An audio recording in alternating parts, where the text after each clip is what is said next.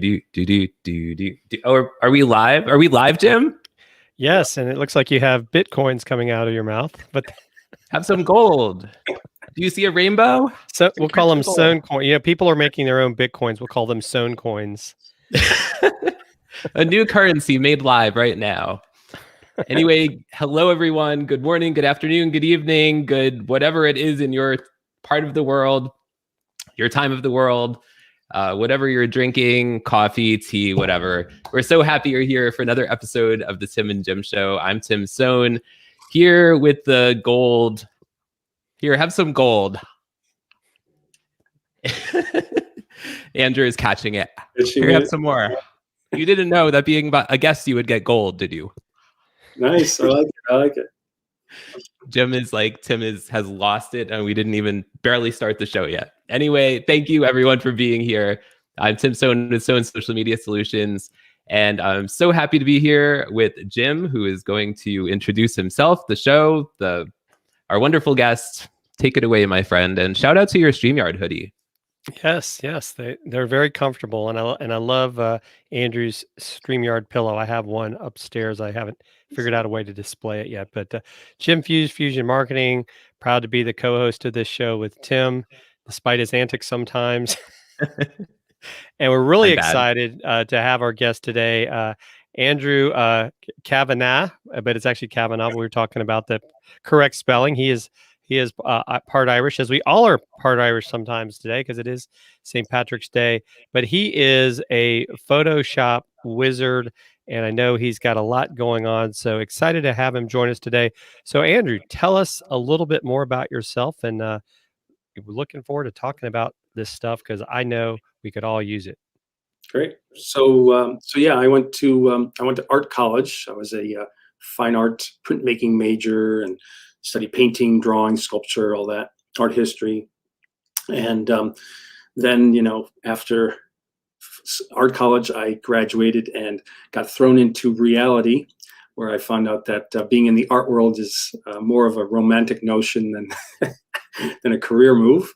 And I did have some good experiences, though, working for galleries, installing some great shows. I remember installing a Jean-Michel Basquiat show. That was great, and got like a poster and a book for it as well. And but it was hard, and I worked for some artists as an artist assistant, and then I started getting some work as an illustrator. And then I think right around the time in the early 90s, I was thinking, what is this thing called computer graphics? My mother also said, why don't you look into computer graphics? So I was like, okay, I guess I'm supposed to. So I started taking some classes at School of Visual Arts in New York, and I immediately fell in love with Photoshop. And the class was good, but the pace was a little slow. And so I remember going out to like Barnes and Noble, a bookstore, and buying this Deke McClelland Photoshop Bible that was like, I think maybe 800 pages long. And so I read that through, and then I started building up my portfolio, and then I applied to creative temp agencies, which then got me in the door for advertising in New York. So I started doing photo compositing and retouching for Tarlo advertising, which was like Revlon, Neutrogena, Ralph Lauren, Polo Sport. Then I remember like another advertising agency I worked for. There was Godiva Chocolates, a lot of great stuff. And then my supervisor at Tarlo said, hey, do you want to do a night shift? And so we would hop in a cab in New York and zoom over to Young and Rubicam advertising. And then, so then we work on, photo compositing projects there. And I think, what was it? Philip, I can't remember the one who did a lot of cigarette ads. Oh, Philip Morris. That's it, Philip Morris. So Philip Morris was a big client for them. And Wow. I think Hewlett Packard. There's a lot of great clients. But so I did that. But advertising is very demanding. And so after about 10 years of that, a friend of mine told me that San Francisco, the .com boom was happening. And so me and my wife moved to San Francisco, where the .com boom lasted 1 year. And so I got into freelancing. So I started doing Photoshop tutoring and, retouching, compositing. And then it still seemed like the momentum was still not kind of picking up. So we moved to Los Angeles. And I think we've been here about 15 years ever since.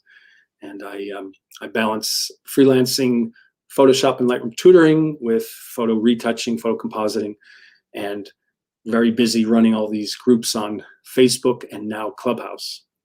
So That is That's awesome. And we're amazing. excited to learn more about Photoshop and your Facebook groups, and maybe we'll touch a little bit on Clubhouse as well. It's kind of a smorgasbord yeah, of topics we have going on today. sweet. So Jim, why don't you take the first question for Andrew? Yeah. So, and I've actually got a Creative Cloud subscription. So, what features, Andrew, does Photoshop have that we should be using to make our visuals stand out more on social media? Because otherwise, I think we look just like everybody else, right? Sure. So I mean, I know that you can go to apps like Adobe Spark, and then there's was it Canva? I think is another one, and you can create your designs there. And I'm not sure, but I think you can do a little bit of tweaking to your images. But with Photoshop, that's like the real deal for me. I mean, that's an app where you can use it for basic things like tonal correction, color correction, sharpening of your images, as well as there's Stefan. Good to see you there, Stefan. You can make duotones of your images. You can add filters, and if you have plugins, you can do very creative aspects to that. Now, in terms of say social, networks, what I've done is I create a thing. There's an action panel, and so with the actions, I can create a simple action that will incorporate various steps into like a simple click of a button. And so I can click on one and it'll create the size for a Twitter banner. I click on another one and it's the size for Facebook or StreamYard. So when I'm hosting my live video events, I can, I think it's 1280 by 720 or something for StreamYard, Right. pops it up, and then I can just drag over my images and, incorporate it. So I have that for all the various ones. So, 1080 by 1080 for Instagram.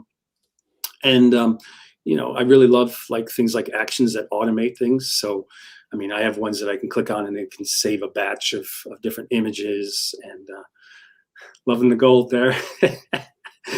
But yeah, Photoshop is quite good because Photoshop is, it's a very professional program, but you can also use it for basics like, simple tonal correction and adding color effects and adding type, of course. So you can add type design to it and create any banners you need for the various social networks. So yeah, I love it. I'm so used to it. And, I know the keyboard shortcuts. So when I create something, I can do a quick keyboard shortcut to save as, save for web. So I can save it as a JPEG or a PNG file.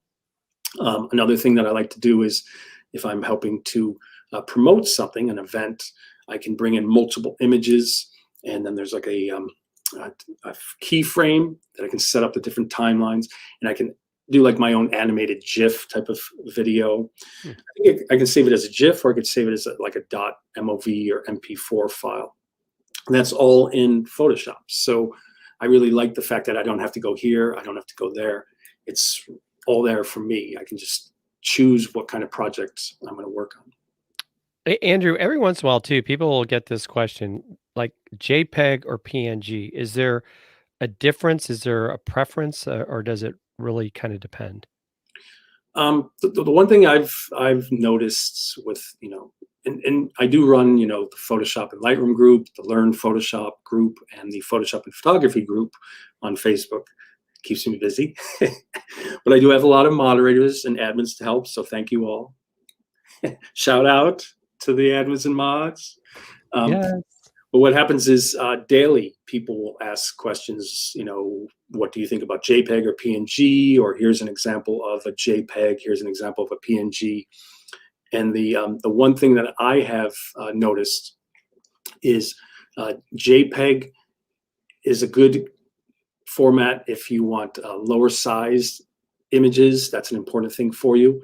PNG tends to be a little bit bigger, but PNG seems to be better with certain things like the color red. So if you have a woman in a red dress, if I were to do a comparison of if I'm going to save it as a JPEG and then compare that to saving as a PNG, the PNG seems to have more of a depth of understanding the different levels of brightness of the red, I guess. Whereas JPEG seems to kind of get bitmapped or kind of blown out. So there's a sensitivity, a color sensitivity with PNG over JPEG in some ways. Interesting. But you pretty much have to just kind of, trial and error. You have that ability to save. There's a lot of different ways you can save. I wish you could kind of edit the list, because there's a lot of like European and Asian ways of saving a file that I never use, of course.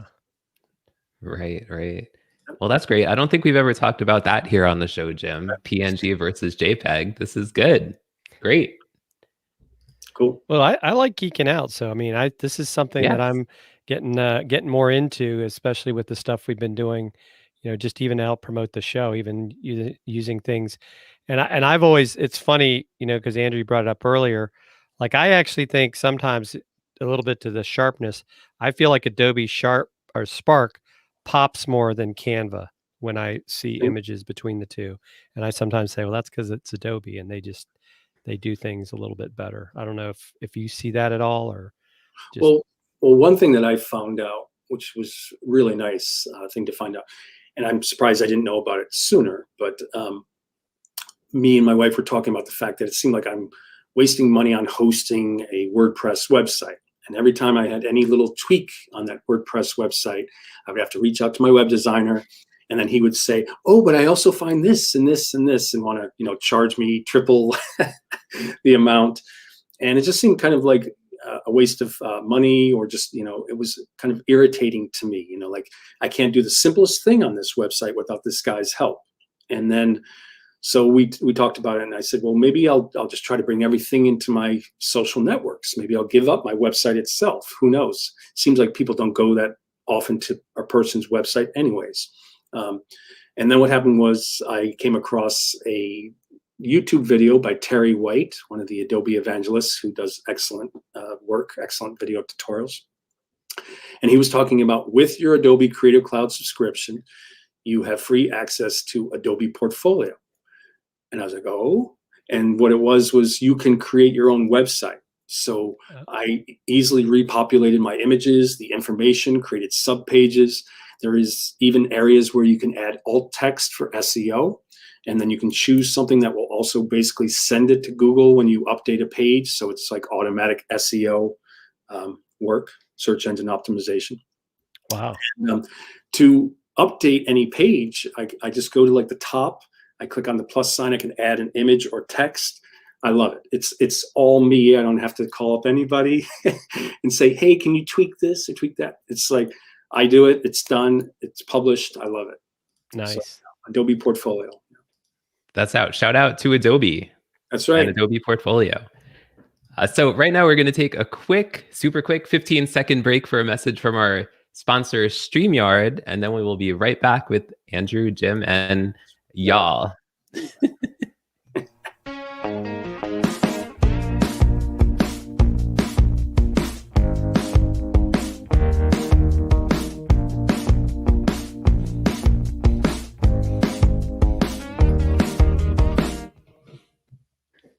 We're back. And we're back. We're back on the Tim and Jim show. And Andrew is back with all of his hand signals. He's like the Vanna White of the show. He's trying to catch the gold. That's what he's trying to do. Oh, that's it. Yeah, the Bitcoin. Have some more. Everyone out there. Pretty cool. Anyway, thank you, everyone. I like when you turn your head, it even like it follows you. So the beard follows. It doesn't just kind of drop. Yeah, nice. Well, is that the snap cam? It is the snap cam. Yes. Snap cam. So we're back on the Tim and Jim show with Andrew Kavanagh. Do I have it right? Well, I think I told you before, my family's been calling it Kavanagh. But when I went to visit Killarney in Ireland, they corrected me and says you would pronounce it Kavanagh. Oh, Kavanagh. I guess my own name is Kavanagh, even though I've been saying Kavanagh my whole life. Well, we're going to call you Kavanagh, Andrew, until you correct us. Or just call me Andrew, yeah. Yeah, there you go, even better. Awesome. Well, thank you all of you who are here. Marco is tuning in from Portugal. I was just on his show the other day. Thank you for being here, Marco. Arnaldo is here. Hello, Arnaldo. Thank you for being here. Guys, let us know what questions you have for Andrew. He's going to be here for a few more minutes. We're going to dive into some more questions. DJ is here. Stefan is here. Mary Fane Brand is here. Chris Stone is here. Shout out to Chris Stone for our incredible intro video that he created and all that he does with Jim. John DeStefano is here. Thank you all. Rose, Junaid. It's packed house today. Pull up a seat. Get your notebook out. Here we go. So Andrew, could you give us some photography tips when it comes to shooting photos that we should use on social? Do you have any suggestions on things like that? And let me know whenever you want me to share your screen.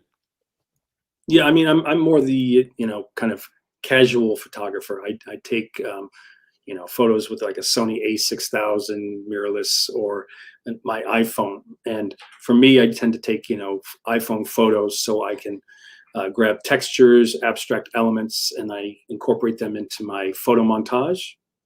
Oh yeah, Rose is sharing the link to Adobe Portfolio. Yeah, it's a great one. Thanks, Rose.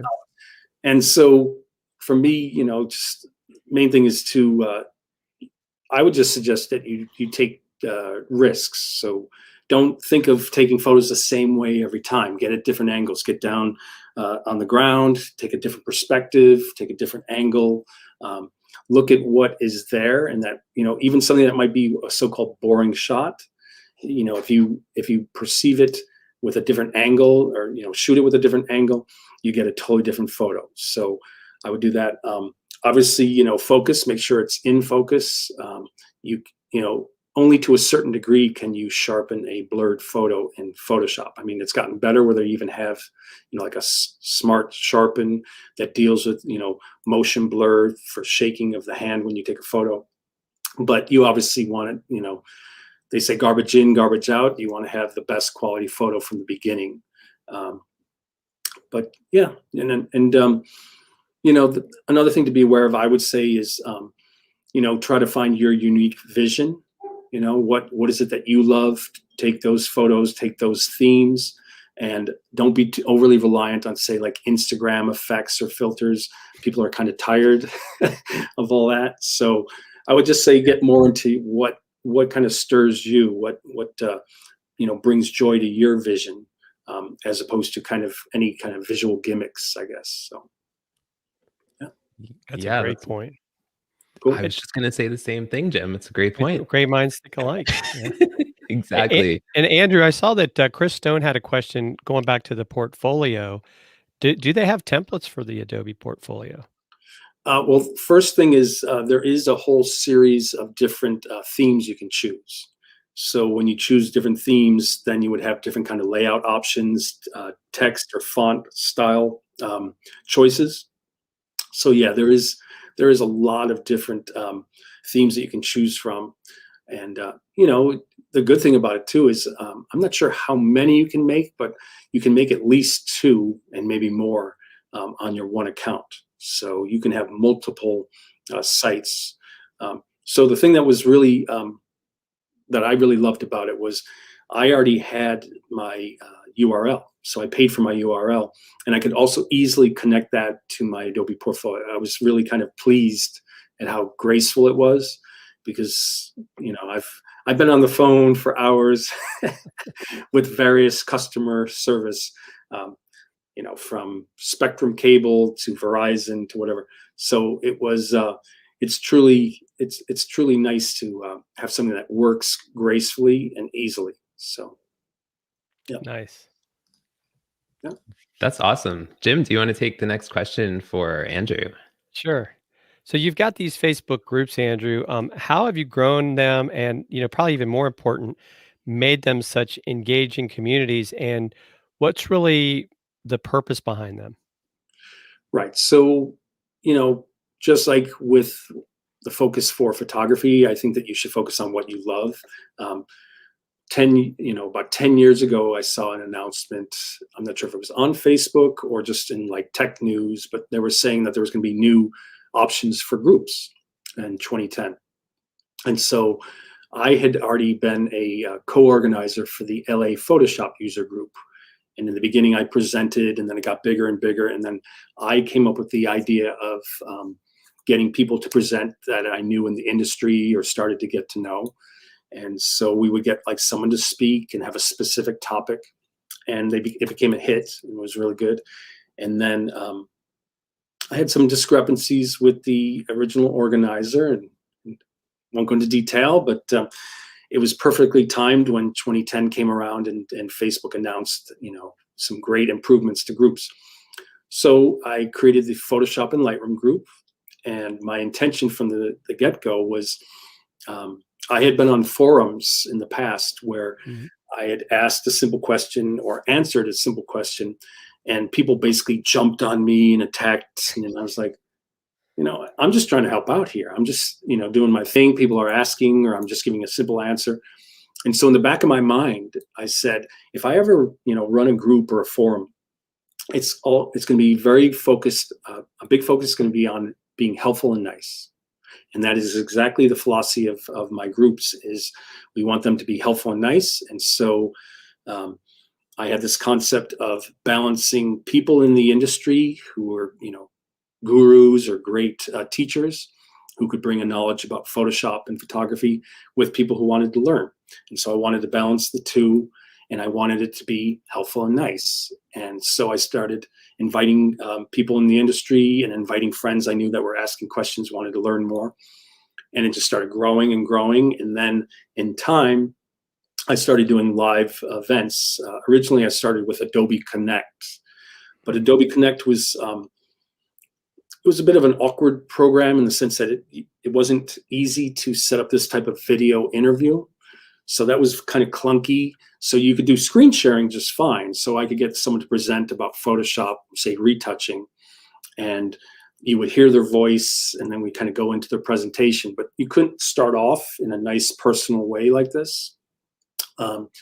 So I was doing that for a few years. And then when StreamYard came along, I was like, this is it. Because I had tried to do online with, say, OBS. I was working with OBS, and there was this one thing where like you had to connect it to Skype to then interview someone. And I was like, why?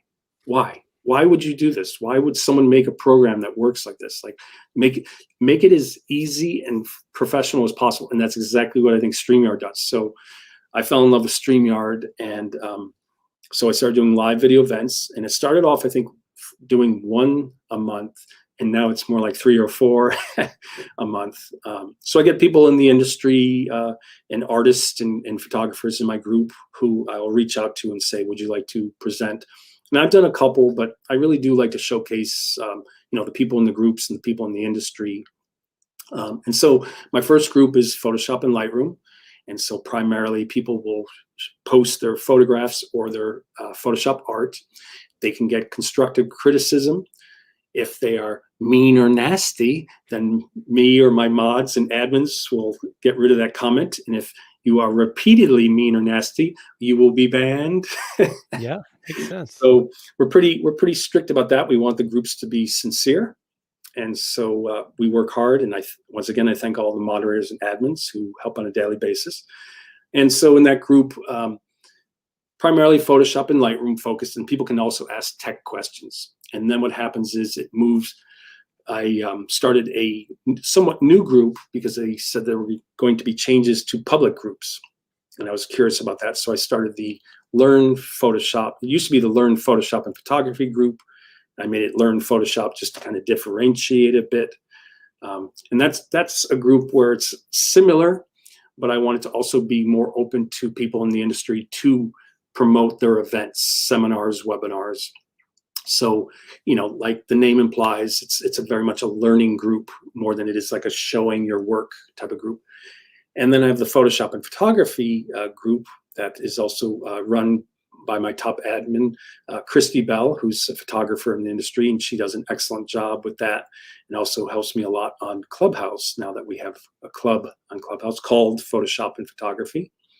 And so with that group, the Photoshop and Photography group, you post your work, you can get constructive criticism, you can ask tech questions, but the thing that differentiates it is a little bit more photography leaning. And so people can post questions about gear. What laptop would you buy for this? What lighting do you suggest? I bought this camera, but this lens doesn't seem to be the correct one. What lens would you recommend for this kind of shooting? So that type of advice. And then, so yeah, then we created, or I created a club called Photoshop and Photography on Clubhouse recently, which, if people don't know, is the audio chat app, which I will be in 3 minutes having to, while we're in this interview, go in and start a room and then just mute that phone and come back. So I'm double balancing, multitasking. That's awesome. I'm fine with it. That's awesome. So Andrew, so you're going into a Clubhouse room and you're talking about what, Photoshop or photography? How do you do that on an audio app? Okay, so with Clubhouse, first we started, doing rooms, and then they opened up the ability for people to apply for clubs directly. Before, you had to like do 3 consecutive rooms and apply, and I think I already did do that. But then they opened it up, and then I could apply for my club, and pretty much instantaneous because I'd been active on Clubhouse. So similar to the groups on Facebook, I will get a presenter or a speaker. Someone says that's how we do. So, but I will get a speaker who's like a guest speaker, and they'll come up with a topic, and that'll kind of be the theme of the room. And so I'll introduce the speaker, and then have other moderators that help moderate the room. And then what will happen is it just kind of flows. So you start with the topic, and then you say, okay, if you have any questions, raise your hand at the bottom. We bring you up to the stage, and then people can ask questions or tell a story related to the theme or topic. And I like the way that it just kind of winds. Some people might get bothered by the fact that it gets off topic or something. I love when it keeps kind of just going and moving and has its own kind of life of its own. And then, to be honest, I think it's a great opportunity to link a lot of people with the same interest back to like our Facebook groups. So we will remind people that we have Facebook groups, and we're having a live video event coming up, or a contest. And so with contests, I get sponsors like Adobe and others who generously will give some type of prize for a contest, and then people will have to post like their best food photograph or the best summer photo or something like that. So yeah, but Clubhouse is getting fun, and I just passed 1,000 followers. So congratulations. And and the club is getting big, Photoshop and Photography, and it's now 2:00. So speaking of Clubhouse, bear with me while I go live. Starts the room. Start the room. Absolutely. So Jim, you've been using Clubhouse some, right? What's your experience with Clubhouse been like? I've found it's a good experience. I think doing things like Andrew is, where you have a club that's focused on a subject that people are interested in, makes a lot more sense. I mean, there's some other clubs wouldn't spend any time in. I mean, they've got, like Christy, thank you. I'm going to jump back in my interview. I am live. Yeah. So, how to make $1 million in, and 1 week. Great to see you. Great. And Clubhouse. But I also think what Andrew's probably doing with his Clubhouse group, just like his Facebook group, right?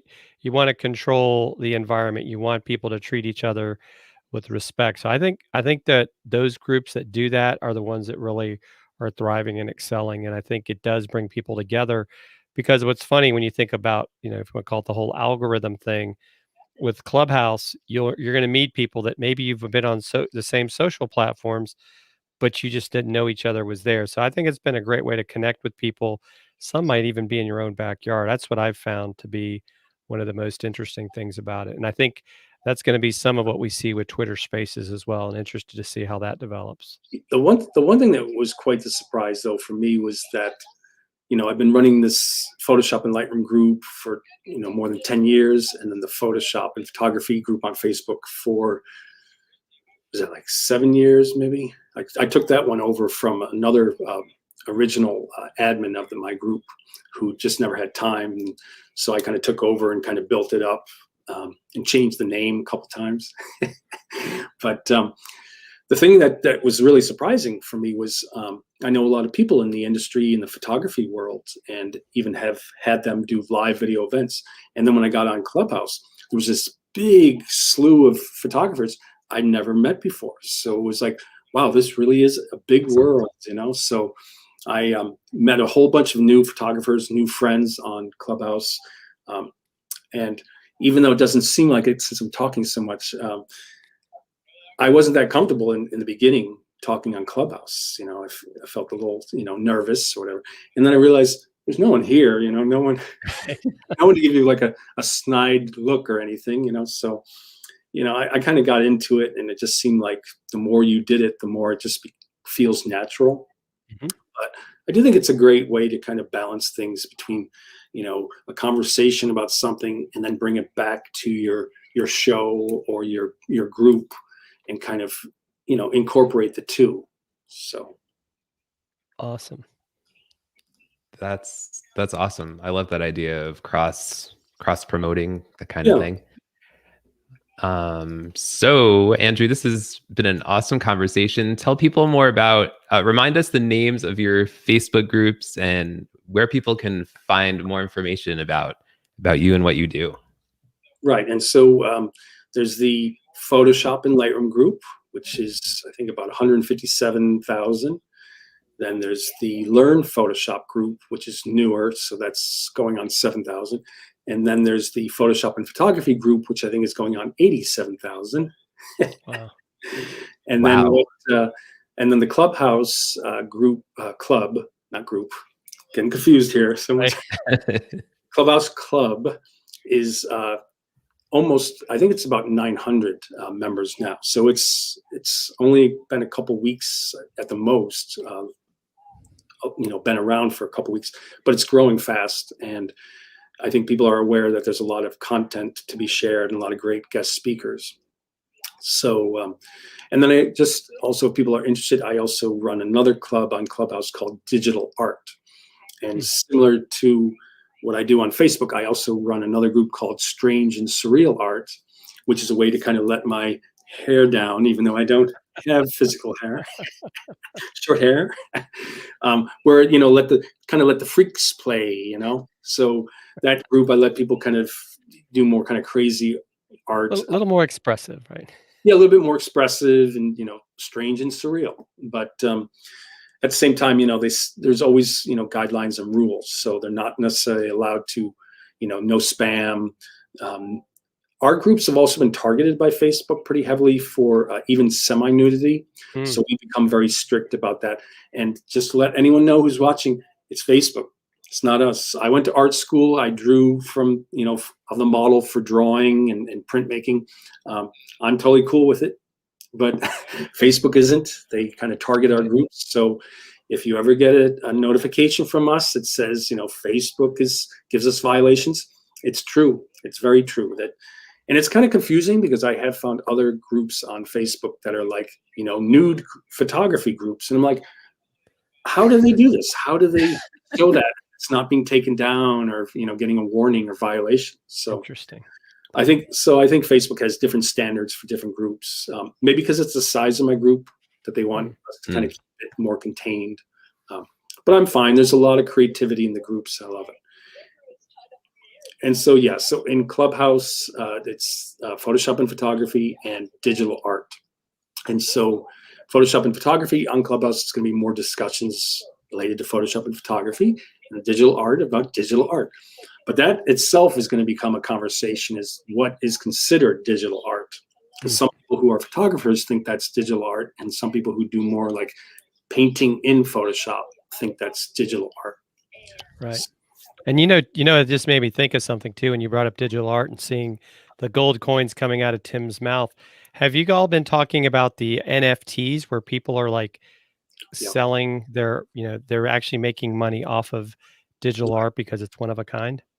Right. So that keeps popping up on Clubhouse. It's a big kind of theme, not just in the digital art type of clubs, but in general, NFTs keeps popping up as a room topic. And I'm curious about it myself because I do digital art, but I wouldn't like to put a lot of energy into it and set up, a portfolio on a gallery and then find out that it's not going anywhere. So I'm still kind of in the investigating research mode, but there are some people that are very supportive of it that I trust as being intelligent people. So the fact that they're interested in it makes me think there's some validity to it. But you do see that the that's one thing you do see is you see repeat themes kind of popping up on Clubhouse. Mm-hmm. Now, if you'd like, I could share my screen and show you my website real quick. Yeah, that'd be great. So yeah, so that's Awesome. Photoshop and photography, which kind of interconnects with the groups and the clubs. And so this is some of my digital art. And there we go. So I did a series recently where I took some photos of this marble and then I enhanced it in Lightroom and Photoshop and Wow. changed some of the colors. But I really like the abstract quality of it. So I, Wow. worked on this series. So that's recent. And then I incorporated it with this one where this kind of meditative woman, I think I call this one Flow.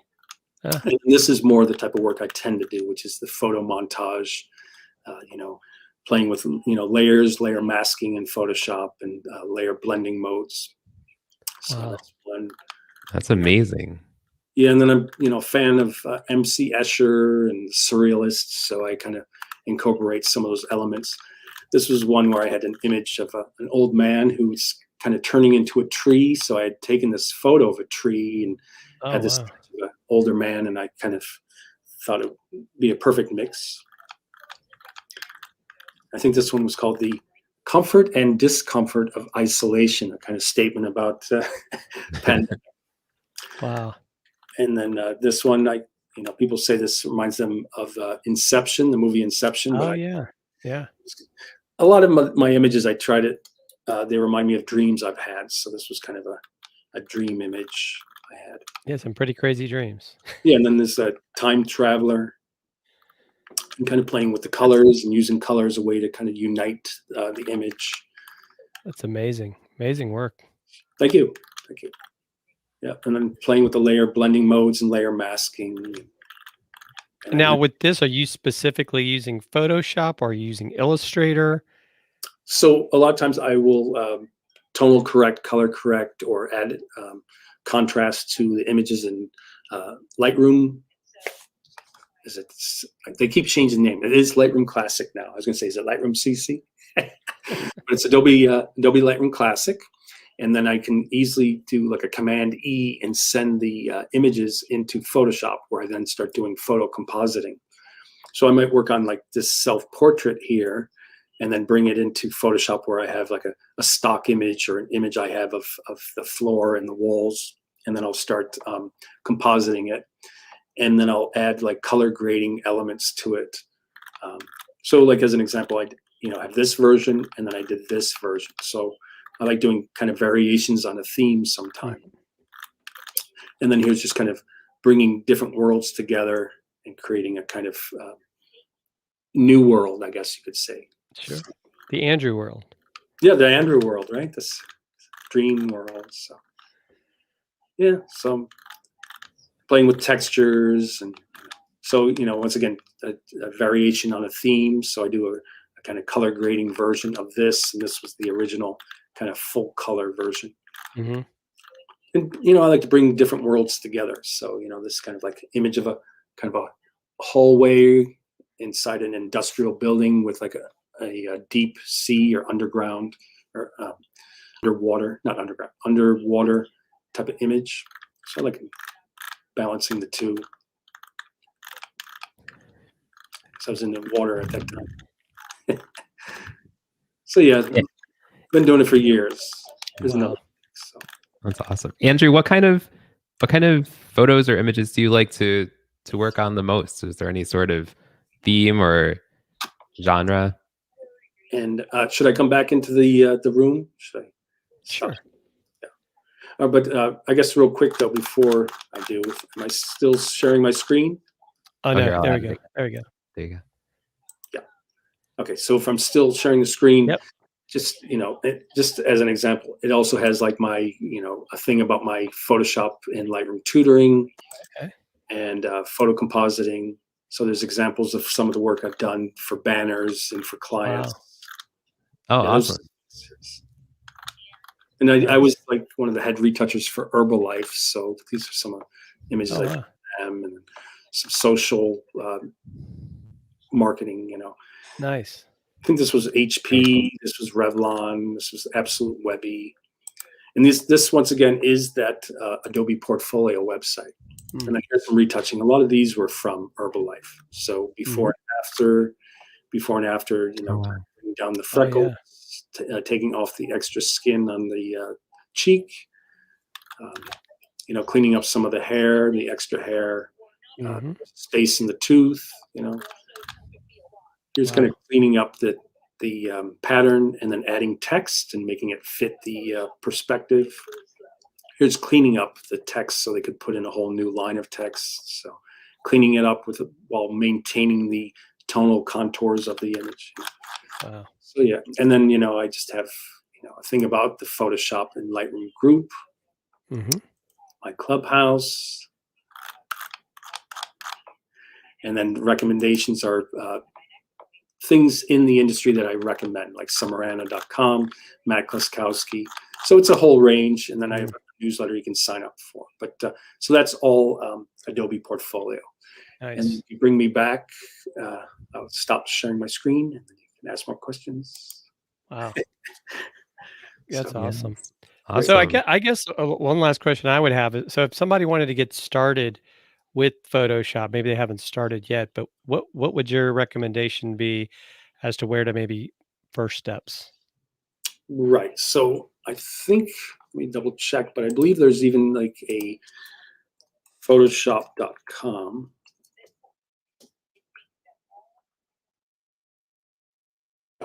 And then when you go to Photoshop.com, I believe there is a variety of tutorials, which is correct. Yes. So you can even say, I am experienced, a beginner, and I want to remove objects from photos, learn new photo editing techniques, adjust color, and then a whole new grouping of tutorials will pop up.